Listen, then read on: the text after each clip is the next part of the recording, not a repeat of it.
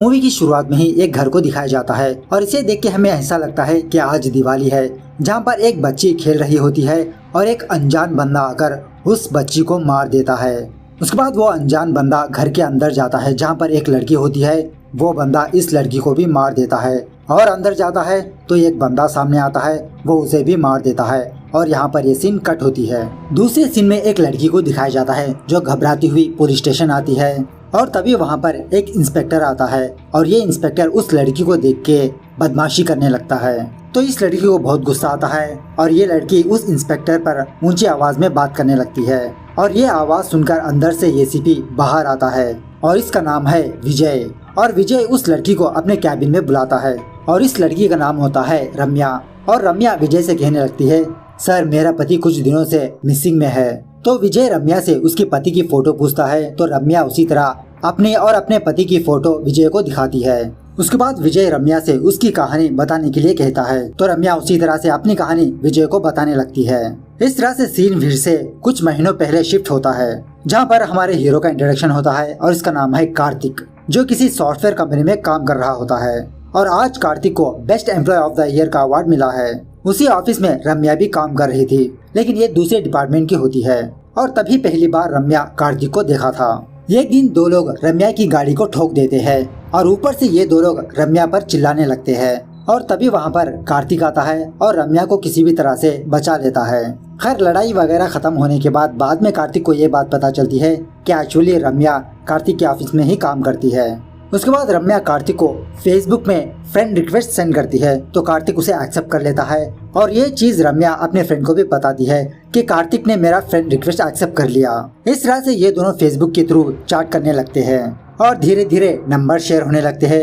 ये दोनों कॉल में बात करने लगते हैं और जब एक दिन ये दोनों बाहर घूम रहे होते हैं तो रम्या इन दोनों की सेल्फी लेती है और दूसरे दिन रम्या की फ्रेंड रम्या से उसका फोन लेके वो फोटो देख लेती है और ये देखकर रम्या की फ्रेंड रम्या को चिढ़ाने लगती है कि कार्तिक का और रम्या का चक्कर चल रहा है। लेकिन रम्या अपने फ्रेंड और अपने कोलिग से कहने लगती है कि हम दोनों में ऐसा कोई चक्कर नहीं चल रहा। लेकिन धीरे धीरे कार्तिक और रम्या ये दोनों एक दूसरे के करीब आने लगते हैं और एक दिन ऑफिस की तरफ से ये दोनों गोवा जाने वाले थे और रेलवे स्टेशन के पास रम्या कार्तिक का बहुत इंतजार करने लगती है और उसी तरह कार्तिक को फोन करने लगती है। लेकिन उस वक्त ना कार्तिक आता है ना उसका फोन लगता है। उसके बाद सीन फिर से प्रेजेंट पर आता है जहाँ पर विजय रम्या से कहने लगता है, रुको रुको रुको, अब यहाँ से मैं ये कहानी कंटिन्यू करूँगा, तुम सुनती जाओ। तो रम्या कहने लगती है, ये कैसा हो सकता है सर, आप मेरी कहानी कैसे जानते हो? तो विजय कहने लगता है, तुम्हारी कहानी में रम्या लेकिन मेरी कहानी में जन्नी। जन्नी अपने बॉयफ्रेंड का मतलब कार्तिक का रेलवे स्टेशन पर बहुत इंतजार करती रही, उसे कॉल करती रही, लेकिन कार्तिक की तरफ से कोई भी रिप्लाई नहीं आता, उसका फोन स्विच ऑफ में रहता है। तो रम्या विजय से पूछने लगती है, ये जन्नी कौन है सर? मेरा नाम रम्या है सर। तो विजय कहने लगता है, अब यहाँ से कहानी मैं सुनाऊंगा, तुम सुनो। तो कार्तिक ना आने की वजह से जन्नी अपना दिल छोटा करके वहाँ से चली जाती है और गोवा आने के बावजूद भी जन्नी खुश नहीं रहती। वो हर हमेशा कार्तिक को फोन करती रहती, लेकिन कार्तिक का फोन स्विच ऑफ में ही रहता है। और कुछ दिन गुजरने के बाद कार्तिक खुद जन्नी को कॉल करता है।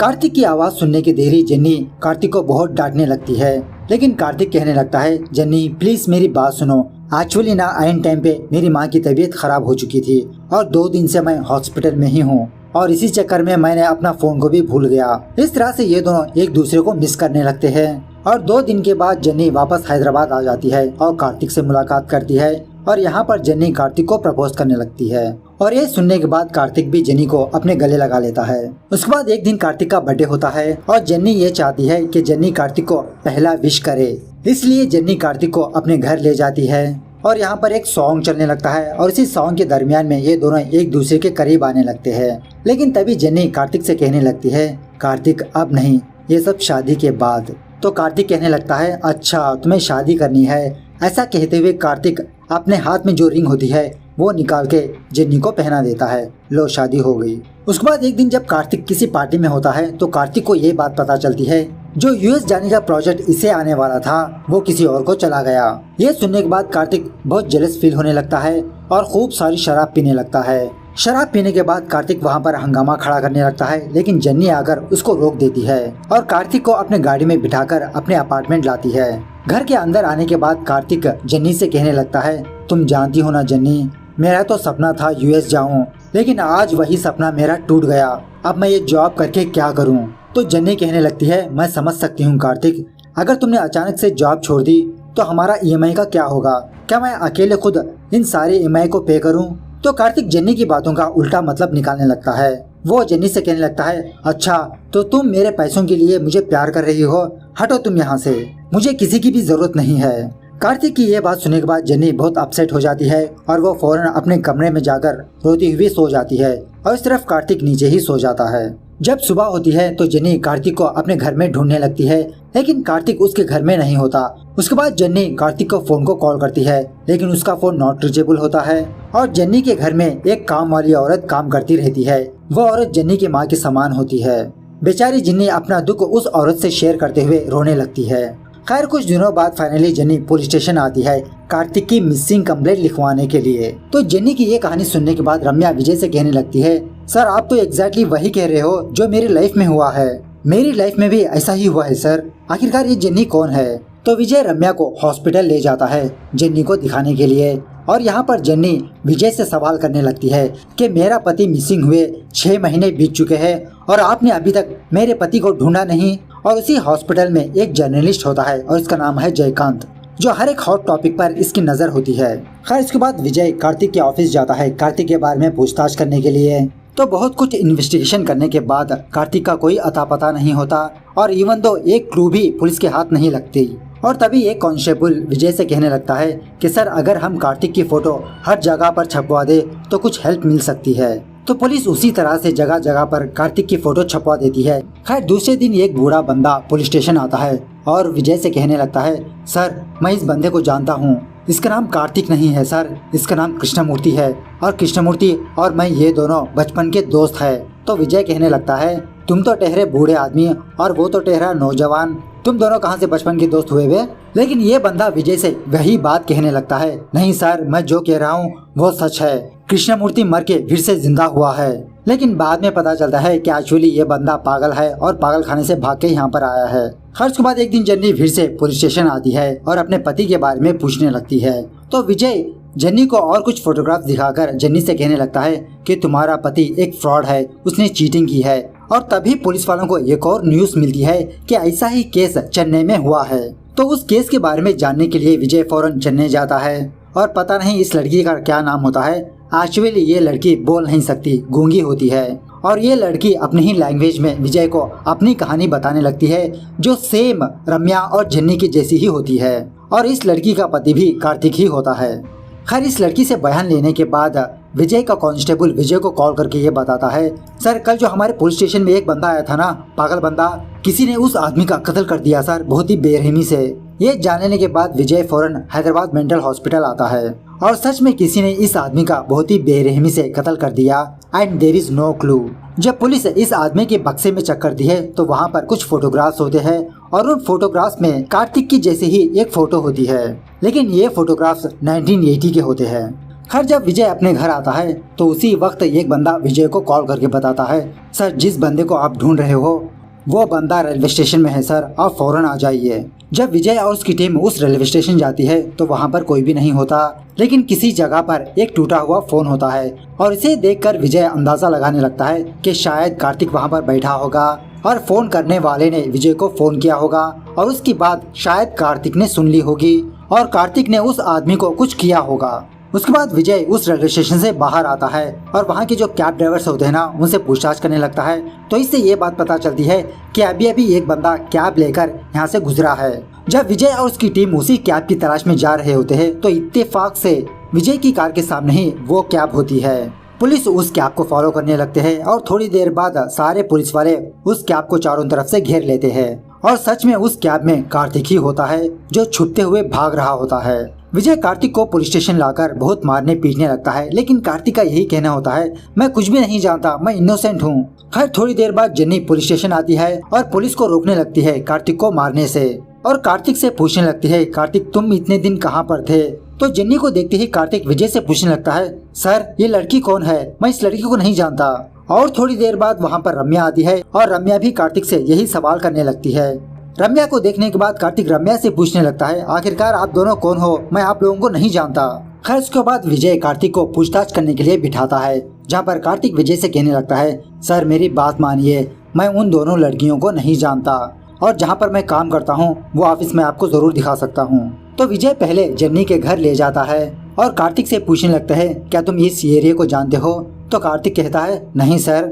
और ऑफकोर्स गेट के पास एक वॉचमैन होता है, तो वो वॉचमैन कार्तिक को देखते ही उसे सलाम करने लगता है। तो इसे देखकर विजय कार्तिक से पूछने लगता है, तो वो तुम्हें कैसे जानता है?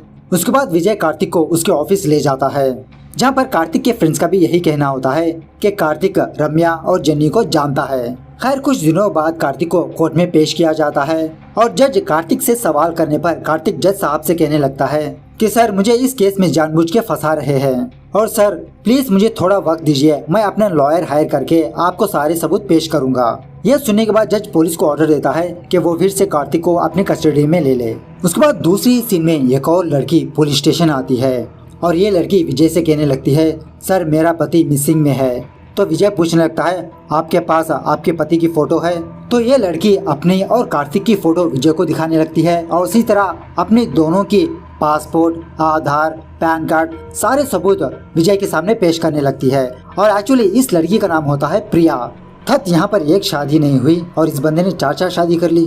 खैर उसके बाद विजय प्रिया से पूछने लगता है, आपका पति कितने दिन से लापता है? तो प्रिया कहने लगती है, कल से सर। यह सुनने के बाद विजय और उस कांस्टेबल के होश उड़ जाते हैं, मतलब पिछले 1 हफ्ते से कार्तिक विजय के कस्टडी में है। खैर उसके बाद विजय प्रिया को कार्तिक के पास ले जाता है उससे मिलवाने के लिए और कार्तिक प्रिया को देखते ही मुस्कुराने लगता है, लेकिन उसी वक्त प्रिया पुलिस के पास से गन लेकर कार्तिक पर फायर करने लगती है। पहली गोली तो नहीं लगती, लेकिन दूसरी गोली कार्तिक के शोल्डर पर लगती है और तीसरी गोली चलाने से पहले पुलिस प्रिया को रोक लेती है। उसके बाद क्या था, कार्तिक हॉस्पिटल के हवाले हो जाता है और नींद में भी कार्तिक प्रिया प्रिया प्रिया कहकर उसका नाम जपने लगता है।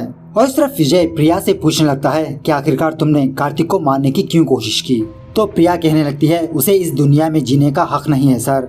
अगर वो जिंदा रहा तो और कई लड़कियों की जिंदगी बर्बाद कर देगा। और हाँ सर, मैं आपसे झूठ बोला कि एक्चुअली कार्तिक कल से मिसिंग नहीं है। इस तरह से कहते हुए प्रिया विजय को अपनी कहानी बताने लगती है कि प्रिया और कार्तिक की लव मैरिज हुई थी। कुछ दिनों तक ये दोनों हंसी खुशी अपनी जिंदगी गुजार रहे थे, लेकिन एक दिन कार्तिक ने जॉब छोड़ने की बात की और उसी वक्त से इन दोनों के बीच लड़ाइयाँ होती रही और गुस्से में आकर एक दिन प्रिया को छोड़ के कहीं पर चला गया। इस तरह से प्रिया विजय को अपनी कहानी बता रही होती है और तभी वो कांस्टेबल विजय के पास आकर ये कहने लगता है, सर कार्तिक हॉस्पिटल से भाग चुका है। और इस तरफ पुलिस कार्तिक को पकड़ने की कोशिश कर रही होती है और तभी वहाँ से जर्नलिस्ट जयकांत गुजरने लगता है और वो कार्तिक को भागते हुए देख लेता है। तो पुलिस की हेल्प करने के लिए जयकांत कार्तिक को पकड़ लेता है और उसे कहने लगता है, अब तुम मेरे हाथों से बच नहीं सकते, मैं तुम्हें पुलिस के हवाले कर ही रहूंगा। लेकिन कार्तिक जयकांत से कहने लगता है, सर प्लीज मुझे छोड़िए, इस केस के रिलेटेड मेरे पास एक बहुत बड़ा सबूत है, वो मैं आपको दूंगा। ये सुनने के बाद जयकांत कार्तिक को अपनी बजाज बाइक में बिठाकर वहाँ से फरार होने लगता है और उसके बाद जयकांत कार्तिक को किसी जगह पर लाता है और इन दोनों के बीच यहाँ पर काफी सारी कन्वर्सेशन होने लगती है और फाइनली ये दोनों ये डिसाइड होते हैं कि पहले ये दोनों उन तीनों लड़कियों को पकड़ना होगा। हालांकि कार्तिक उन तीनों लड़कियों को नहीं जानता और इस तरफ विजय कार्तिक की तलाश में होता है। तो विजय को ये इन्फॉर्मेशन आती है कि वो तीनों लड़कियां अपने अपने घर में मौजूद नहीं है। ये इन्फॉर्मेशन सुनने के बाद विजय सोचने लगता है कि शायद कार्तिक ने ही उन तीनों का किडनैप किया होगा। खैर इस तरफ पुलिस स्टेशन में प्रिया का लॉयर आकर प्रिया को बेल दिलवाता है। मैडम प्लीज आप मेरे साथ आइए, कार्तिक सर ने आपको बुलाया है। खैर रात होने के बाद कार्तिक और जयकांत ये दोनों रम्या के घर के बाहर पहरा दे रहे होते हैं और थोड़ी देर बाद रम्या अपने घर की दीवार कूद के बाहर आती है, क्योंकि रम्या के घर के दरवाजे के पास पुलिस पहरा दे रही होती है। तो पुलिस से बचने के लिए रम्या दीवार कूद के बाहर आती है और ये चीज कार्तिक देख लेता है और ये दोनों रम्या को फॉलो करने लगते हैं और रम्या बचे 2 लड़कियों के पास जाती है और उसी वक्त वहाँ पर कार्तिक और जयकांत आते हैं और इन तीनों लड़कियों को देखकर जयकांत फौरन अपना कैमरा निकालकर उनकी बातें रिकॉर्ड करने लगता है। और यहाँ पर हमें ये बात पता चलती है कि ये तीनों लड़कियों का और कार्तिक का कोई लेना देना नहीं है और ये तीनों लड़कियाँ जानबूझ के कार्तिक को इस मामले में फंसा रही है। खैर यहाँ पर इन पांचों के बीच बहुत हाथापाई होती है। तो फाइनली कार्तिक के हाथ में गन आ जाती है और इन तीनों लड़कियों से पूछने लगता है, बताओ तुम लोगों ने मुझे क्यों फंसाया। इस तरफ वो लॉयर प्रिया को किसी जगह पे लाता है और उससे कहने लगता है, मैडम आप प्लीज बैठिए, थोड़ी देर में कार्तिक सर आने वाले हैं। और तभी वहाँ पर प्रिया की जो काम वाली होती है वो औरत वहाँ पर आती है और प्रिया को जूस देते हुए इसे कहने लगती है, प्रिया बेटा पहले तुम जूस पी लो, मैं सब कुछ तुम्हें समझाऊंगी। इस केस का और कार्तिक का कोई लेना देना नहीं है। एक्चुअली कार्तिक बेकसूर है, बेगुनाह है, लेकिन कार्तिक के साथ जो हो रहा है उसके पीछे एक बहुत बड़ा कारण है। और इस तरफ कार्तिक किसी कमरे में जाता है, वहाँ पर एक डायरी होती है, उस डायरी को पढ़ना शुरू कर देता है। मतलब इस तरह से वो काम वाली प्रिया को एक कहानी सुनाने लगती है और वही कहानी कार्तिक उसी डायरी में पढ़ रहा होता है। सीन फिर से फ्लैशबैक में जाने लगता है इन द ईयर ऑफ 1980, जहाँ पर एक छोटे से गांव को दिखाया जाता है और उसी गांव में एक लड़की होती है और इसका नाम होता है सरस्वती। और सरस्वती एक जमींदार की बेटी होती है, मतलब उस गांव का साहूकार। उसी गांव में एक बंदा रहता है जिसका नाम है कृष्णमूर्ति। और एक्चुअल से कृष्णमूर्ति एक आर्टिस्ट होता है, स्टेज पर वो नाटक करते रहता है। सरस्वती कृष्णमूर्ति को बहुत प्यार करती रहती है, प्यार नहीं बल्कि कृष्णमूर्ति इसकी जान होती है। सरस्वती कृष्णमूर्ति को इतना प्यार करती है कि सरस्वती कृष्णमूर्ति के बगल में किसी और लड़की को इमेजिनेशन भी नहीं कर सकती, हालांकि वो नाटक हो या तो फिर रियल लाइफ। सरस्वती को डायरी लिखने की आदत होती है, वो छोटी सी छोटी बात अपनी डायरी में लिखा करती थी। और सरस्वती किसी भी तरह करके कृष्णमूर्ति को पाना चाहती है, इसके लिए सरस्वती ने एक प्लान बनाया। एक दिन सरस्वती ने अपने आप को खत लिखा एज ए कृष्णमूर्ति की तरह, मतलब टू सरस्वती फ्रॉम कृष्णमूर्ति। और चोरी चुपके सरस्वती उस लेटर को पोस्ट बॉक्स में डाल दिया और दूसरे दिन पोस्टमैन सरस्वती को उसका ही खत लाके देता है। और सरस्वती नाटक करते हुए उस पोस्टमैन से कहती है, आप थोड़ा मुझे पढ़ के सुनाएंगे। तो वो पोस्टमैन स्टार्टिंग के 2 लाइन्स पढ़ना शुरू करता है। उस लेटर में ऐसा लिखा हुआ रहता है, मेरी प्रिय सरस्वती। ऐसा कहना ही था, सरस्वती उस पोस्टमैन को चुप करा देती है और उस पोस्टमैन से कहने लगती है, प्लीज आप ये बात किसी को मत बताना। अब बंदा ये पोस्टमैन है तो वो पोस्टमैन गांव भर में ये बात फैला देता है कि कृष्णमूर्ति और सरस्वती का चक्कर चल रहा है। ये देखकर सरस्वती बहुत खुश होती है, मतलब समझे आप, उस जमाने में भी रूमर्स हुआ करते थे। और सरस्वती हर हमेशा कृष्णमूर्ति को अपने पास इमेजिनेशन करती रहती है, ये सोचते हुए काश कृष्णमूर्ति मेरे पास होता। लेकिन यहाँ पर बात यह है कि कृष्णमूर्ति किसी और लड़की से प्यार करता रहता है, उस लड़की का नाम होता है भानु। एक दिन कृष्णमूर्ति और भानु ये दोनों चेंजिंग रूम में रोमांस कर रहे होते हैं और ये चीज चोरी चुपके सरस्वती देख रही होती है। और तभी वहाँ पर कृष्णमूर्ति का फ्रेंड कृष्णमूर्ति को आवाज देते हुए वहाँ पर आता है और सरस्वती नाटक करते हुए चेंजिंग रूम से बाहर आती है और वेंकट को देखकर ये शर्माने लगती है। और जब वेंकट कृष्णमूर्ति के पास आता है तो कृष्णमूर्ति को चिढ़ाने लगता है, क्यों भाई क्यों, अंदर कोई और ड्रामा चल रहा है। तो कृष्णमूर्ति ये समझने लगता है कि शायद वेंकट को भानु के बारे में पता चल चुका है और उसी के बारे में वेंकट कृष्णमूर्ति को चिढ़ा रहा है। और दूसरे दिन वेंकट कृष्णमूर्ति के फादर को सरस्वती के बारे में बताने लगता है कि कृष्णमूर्ति और सरस्वती ये दोनों एक दूसरे से बहुत प्यार करते हैं। खैर उसके बाद कृष्णमूर्ति का फादर और कृष्णमूर्ति का फ्रेंड ये दोनों सरस्वती के फादर के पास जाते हैं कुछ नाटक के बारे में बात करने के लिए। और इसी बातों ही बातों में सरस्वती का फादर कृष्णमूर्ति की शादी के बारे में बात करने लगता है और कृष्णमूर्ति का फादर ये समझने लगता है कि सरस्वती का फादर सरस्वती और कृष्णमूर्ति के बारे में बात कर रहा है, मतलब यहाँ पर थोड़ी सी गलतफहमी हो जाती है। उसके बाद एक दिन सरस्वती का फादर सरस्वती की डायरी पढ़ लेता है और सरस्वती को अनाप शनाप बकने लगता है, लेकिन सरस्वती अपने फादर से कहने लगती है, प्लीज पिताजी मेरी और कृष्णमूर्ति की शादी करवा दीजिए, मैं कृष्णमूर्ति से बहुत प्यार करती हूँ, मैं इसकी बिना नहीं जी सकती। लेकिन सरस्वती का फादर सरस्वती से कहने लगता है, हम ठहरे जमींदार लोग और वो ठहरा नाटक वाला, वो मेरी जूती के बराबर भी नहीं है, मैं इस बात के लिए हरगिज मानूंगा नहीं और मेरे जीते जी तो हरगिज नहीं। अपने फादर की बात सुनने के बाद सरस्वती को बहुत गुस्सा आता है और अपने फादर से कहने लगती है, तो फिर मरो। ऐसा कहते हुए सरस्वती अपने फादर के पैर उठा देती है और बेचारा सरस्वती का फादर ऊपर से नीचे गिर के मर जाता है और सरस्वती नाटक करते हुए नीचे आती है और अपने मगरमच्छ के आंसू बहाने लगती है। उसके बाद एक दिन कृष्णमूर्ति का फादर सरस्वती के पास आता है और उससे कहने लगता है, तुम अपने आप को अकेला मत समझो बेटा, मैं तुम्हारे साथ हूँ और मैंने ये डिसाइड किया है कि जल्द से जल्द तुम्हारी और कृष्णमूर्ति की शादी करवा दे। वहाँ से कृष्णमूर्ति का फादर कृष्णमूर्ति के पास आता है और कृष्णमूर्ति से कहने लगता है, उस लड़की के साथ जो हुआ बहुत बुरा हुआ, अब उसका सहारा तो हम ही बन सकते हैं ना। तो यहाँ पर कृष्णमूर्ति ये समझ रहा होता है कि इसका फादर भानु के बारे में बात कर रहा होगा, ये क्या है आपको आगे पता चलेगा। और कृष्णमूर्ति शादी के लिए राजी हो जाता है। खैर उसके बाद शादी की तैयारी होती है और कृष्णमूर्ति दूल्हा बन के बैठा होता है और तभी उसकी नजर सरस्वती पर पड़ती है। इसे देखकर कृष्णमूर्ति के होश ही उड़ जाते हैं और अपने फादर और अपने फ्रेंड से पूछने लगता है, ये लड़की कौन है पापा? इस लड़की को मैं जानता नहीं है। कृष्णमूर्ति का फादर कृष्णमूर्ति से कहने लगता है, ये तुम क्या कह रहे हो बेटा? सारा गाँव जानता है कि तुम और सरस्वती एक दूसरे से बहुत प्यार करते हो। ये सुनने के बाद कृष्णमूर्ति अपने फादर और गाँव वालों से कहने लगता है, अगर ये बात सच है तो इस लड़की से कहो कि भगवान पर कसम खा के कहे। और सरस्वती बिना हिचकिचाए भगवान पर कसम खाती है कि कृष्णमूर्ति और सरस्वती ये दोनों एक दूसरे से प्यार करते हैं। उसके बाद क्या था, कृष्णमूर्ति के पास और कोई ऑप्शन नहीं था तो कृष्णमूर्ति सरस्वती को मंगलसूत्र पहना देता है। और जब इन दोनों की पहली रात होती है तो सरस्वती कृष्णमूर्ति से माफी मांगने लगती है, लेकिन कृष्णमूर्ति सरस्वती से नाराज ही रहता है। लेकिन तभी उस कमरे में कृष्णमूर्ति आता है और सरस्वती को ऐसा करते हुए देखकर इसके तो होश ही उड़ जाते हैं। मतलब उस वक्त सरस्वती कृष्णमूर्ति को इमेजिनेशन कर रही थी, हालांकि वहाँ पर कोई कृष्णमूर्ति नहीं था। असली कृष्णमूर्ति तो बाद में उस कमरे में एंटर होता है। ये देखने के बाद कृष्णमूर्ति सरस्वती से कहने लगता है, ये लड़की खुद तो पागल हो और तुम सारे गांव को पागल बना के बैठी हो। रुको, मैं अभी तुम्हारा पर्दा फाश करता हूँ। और इसी बातों ही बातों में सरस्वती कृष्णमूर्ति से अपना सच बताने लगती है कि सरस्वती ने कृष्णमूर्ति को पाने के लिए इसने अपने खुद के फादर को मार दिया और उसी तरह सरस्वती भानु की फैमिली को भी मार दिया था, लेकिन इत्तेफाक से भानु बच गई।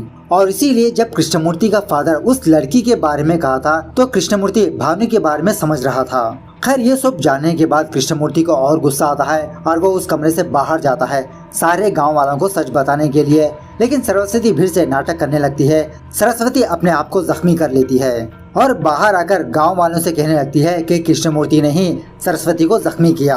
यह देखने के बाद सारे गांव वाले कृष्णमूर्ति को मारने पर उतर जाते हैं, लेकिन कृष्णमूर्ति वहां से भागने लगता है और भागते भागते कृष्णमूर्ति किसी हाइट पर आकर पहुंचता है और सरस्वती कृष्णमूर्ति से कहने लगती है, कृष्णमूर्ति अब तुम्हारे पास कोई ऑप्शन नहीं है। अगर तुम पीछे जाओगे तो खाई में गिर जाओगे, अगर तुम मुझे ना कहकर सामने जाओगे तो गांव वाले तुम्हें मार देंगे। अच्छाई इसी में है कि तुम मुझे अपना लो। लेकिन कृष्णमूर्ति उस पहाड़ी से नीचे पानी में जंप लगा देता है। सारे गांव वाले सुबह तक कृष्णमूर्ति की लाश को ढूंढते रहे, लेकिन कृष्णमूर्ति का कोई अता पता नहीं होता।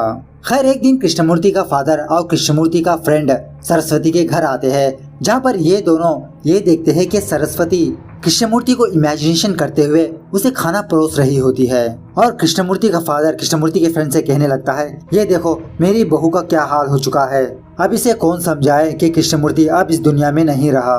खैर उसके बाद एक दिन कृष्णमूर्ति का फ्रेंड सरस्वती के पास आता है और उस वक्त सरस्वती कृष्णमूर्ति को इमेजिनेशन करते हुए अपने गोद में सुला रही होती है और कृष्णमूर्ति के फ्रेंड से कहने लगती है, धीरे से बात करो, क्या तुम्हें दिखाई नहीं दे रहा कि वो सो रहे हैं। यह सुनने के बाद कृष्णमूर्ति का फ्रेंड सरस्वती को ऊंची आवाज में बताने लगता है कि मैं तुम्हें कैसे समझाऊं कि कृष्णमूर्ति अब इस दुनिया में नहीं रहा, वो मर चुका है।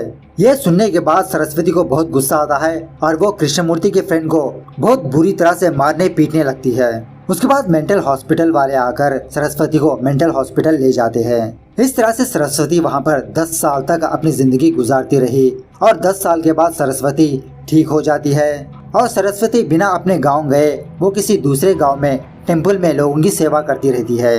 और तभी उसी वक्त सरस्वती को उसी टेम्पल में कृष्णमूर्ति नजर आता है एक बच्ची के साथ, और उसी तरह कृष्णमूर्ति के साथ भानु भी होती है, जिसका मतलब है कृष्णमूर्ति नहीं मरा और ये तो भानु के साथ हंसी खुशी अपनी जिंदगी गुजार रहा है। ये जान लेने के बाद उसी दिन रात सरस्वती कृष्णमूर्ति के घर जाती है। पहले वो कृष्णमूर्ति की बेटी को मार देती है, उसके बाद घर में अंदर जाकर भानु को मार देती है, उसके बाद वो कृष्णमूर्ति को भी मार देती है। और ये सीन वही है जो मूवी के स्टार्टिंग में दिखाया गया था। और यहाँ पर मैं आपको ये बात बता दूं कि ये सरस्वती और कोई नहीं, प्रिया के घर में जो काम वाली थी ना, वो सरस्वती यही है। एक दिन बूढ़ी सरस्वती किसी टेम्पल के पास बैठी थी तो उस वक्त सरस्वती ने कार्तिक को और प्रिया को शादी करते हुए देखा और बूढ़ी सरस्वती यह सोचने लगी कि कृष्णमूर्ति अभी भी जिंदा है। उसके बाद सरस्वती प्रिया के घर जाती है, वहाँ पर काम करने लगती है, इन दोनों के बारे में जानने लगती है और वहीं पर सरस्वती को कार्तिक की फैमिली की फोटो नजर आती है, जिसका मतलब कार्तिक का फादर और कोई नहीं कृष्णमूर्ति होता है और सरस्वती ने सिर्फ बेटी को मारा था, बेटे को नहीं। इसीलिए सरस्वती अब कार्तिक को भी मारना चाहती है रुको जरा सब्र करो और झटके है इस मूवी में। खैर इस तरफ कार्तिक के पास पुलिस आ जाती है और यहाँ पर हमें एक और बात पता चलती है कि जयकांत एक्चुअली विजय का ही आदमी होता है। उसके बाद विजय इन तीनों लड़कियों से सवाल करने लगता है, बताओ तुम लोगों ने कार्तिक को कैसे फंसाया और तुम सरस्वती को कैसे जानती हो। तो ये तीनों लड़कियां अपनी कहानी बताने लगते हैं कि एक्चुअली ये तीनों बहुत अच्छे फ्रेंड्स हैं और जेन्नी के बर्थडे पर ये तीनों कहीं पर घूमने गए थे। वहाँ पर कुछ लोग इन तीनों पर रेप अटेम्प्ट किया, लेकिन तभी वहाँ पर सरस्वती और उसका कूता आता है और इन तीनों लड़कियों को बचा लेते हैं। वहाँ से बचने के बाद रम्या सरस्वती से पूछने लगती है, थैंक यू माँ जी, आपने तो हमारी जान ही बचा दी। अगर हो सकता है हम आपके लिए कुछ कर सकते हैं तो प्लीज बताइए। तो सरस्वती इन तीनों से कहने लगती है, नहीं बेटा छोड़ो, जो मैं चाहती हूँ वो आप लोग नहीं कर पाओगे। लेकिन रम्या कहने लगती है, नहीं माताजी प्लीज आप बताइए। तो यहाँ पर सरस्वती एक झूठी कहानी इन तीनों लड़कियों को बताने लगती है कि सरस्वती की एक बेटी है और एक बंदे ने इसकी बेटी की जिंदगी सर्वनाश कर दी और सरस्वती उस लड़के को मारना चाहती है, मतलब कार्तिक को मारना चाहती है। इस तरह से एक झूठी कहानी इन तीनों को बताने लगती है और जब से लेते हुए वो तीनों लड़कियां कार्तिक को फॉलो करती रही और ये तीनों लड़कियां जानबूझ के कार्तिक के ऑफिस में ज्वाइन हुई और वहाँ पर ये तीनों लोग एक रूमर क्रिएट किया कि कार्तिक इन तीनों लड़कियों से प्यार करता है। एक्चुअल से उस ऑफिस में अलग अलग डिपार्टमेंट्स होते हैं और अपने प्लान के मुताबिक ये तीनों लड़कियां विजय के पास गए कार्तिक की मिसिंग रिपोर्ट लिखवाने के लिए और एक्चुअल से वो फोटोज वगैरह थी वो भी फेक थी और उसी तरह उस बूढ़े आदमी को और किसी ने नहीं, सरस्वती ने ही मारा था, जो एक दिन विजय के पास आया था पागल आदमी, उसी को। इस तरह से सरस्वती अपनी रिवेंज की कहानी प्रिया को सुना रही होती है तो प्रिया अपनी आंख बंद कर रही होती है, क्योंकि जब प्रिया यहाँ पर आई थी तो सरस्वती ने प्रिया को एक जूस दिया था तो उसमें कुछ मिला के प्रिया को पिला दिया। वाह क्या राइमिंग है, प्रिया को पिला दिया। खैर उसके बाद सरस्वती के पास एक फोन होता है, वो कार्तिक को कॉल करके यहाँ पर बुलाती है, अगर प्रिया जिंदा चाहिए तो तुम फौरन यहाँ पर आओ। और फोन कट करने के बाद सरस्वती प्रिया को किसी जगह पर छुपा देती है। प्रिया को छुपाने के बाद सरस्वती टिप टॉप से रेडी होने लगती है, जैसा लगता हो कि इसका कृष्णमूर्ति इसे देखने आ रहा हो। और तभी थोड़ी देर बाद कार्तिक और विजय की टीम वहाँ पर आती है और सरस्वती शर्माते हुए कार्तिक की तरफ आगे बढ़ने लगती है। खैर यहाँ पर मैं ज्यादा लैग नहीं करना चाहता। सरस्वती पुलिस के पास से गन ले लेती है कार्तिक को मारने के लिए, लेकिन पुलिस सरस्वती पर फायर कर देती है और फाइनली सरस्वती प्रिया का पता ना बताते हुए वो अपने आप को गोली मार लेती है और मरते मरते भी सरस्वती अपने कृष्णमूर्ति को याद करने लगती है, अपने पुराने दिन याद करने लगती है। इस तरह से सरस्वती एक लवली मौत मर जाती है। उसके बाद कार्तिक और विजय की टीम उस फैक्ट्री में प्रिया को ढूंढने लगते हैं तो फाइनली प्रिया मिल जाती है। इस तरह से ये मूवी यहाँ पर द एंड होती है।